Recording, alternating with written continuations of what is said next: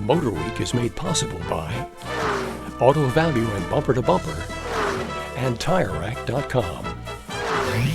Now from old cars, it's time to get back to new ones. More specifically, one of the newest cars from Volkswagen, the Golf 3. After some rough years, VW is counting on the latest Golf and its close relative, the Jetta 3, to revive the company's flagging U.S. sales. But the question is the Golf 3 good enough to get Volkswagen back in the game? This third-generation VW Golf is already a winner overseas. Since its introduction at the Frankfurt Motor Show just 2 years ago, it's become the world's best-selling car. Unfortunately for Volkswagen dealers in the U.S., none of those sales happened here. But now Golf 3s are available, and we think that's good news for American buyers desiring a small car that drives like a very substantial German sports sedan. The Golf's winning ways start with a more rounded look to its traditional two-box shape, which results in a low .32 coefficient of drag. There's noticeable improvement under the hood, too, where the base engine is now a 2-liter single overhead cam 4-cylinder. It develops 115 horsepower and 122 pound-feet of torque thanks to sequential multi-port fuel injection and a high 10-to-1 compression ratio. Yet it still uses regular fuel. Potent VR6 power arrives in the GTI next spring.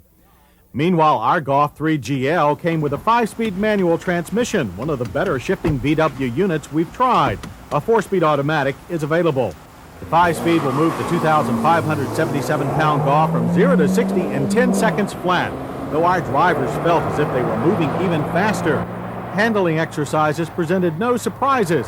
Our test drivers praised the light, accurate steering with just the right amount of predictable oversteer. And like every other small VW we've tested in recent years, the Golf 3 lifted its inside rear wheel while negotiating our slalom course. Yet it never causes concern, not even in a high-speed lane change, where we also found a good bit of body roll. Our test car was one of the few 93 Mexican-built Golfs to enter the U.S., and thus it didn't have anti-lock brakes, which are optional on 94 models. They would cure our car's tendency to lock up under heavy braking. This Golf stopped from 60 in a fairly long average distance of 138 feet. Other numbers that Golf buyers will like better are the 24 city, 32 highway EPA mileage estimates. Our very mixed test loop returned 28 miles per gallon. The Golf 3 GL has an attractively bright cloth interior and will include standard dual airbags on cars built after October. Gauges are typical VW, large and clear, but lacking oil pressure and volts. The front bucket seats have a variety of manual adjustments, including height, and they all work well. These are 2 of the 7 beverage holders VW proudly claims for the new Golf. The roomy rear seat folds forward and down, and when combined with the hatchback's trunk, forms a giant 41 cubic feet of cargo space, more than some small station wagons.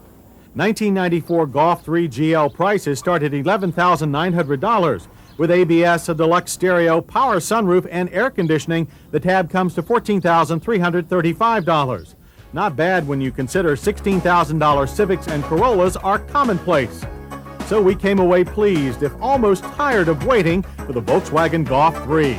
We know there are millions of loyal VW fans, not to mention hundreds of dealers that have also waited. For them, the new Golf will be a winning addition to the VW brand, and we think well worth their patience.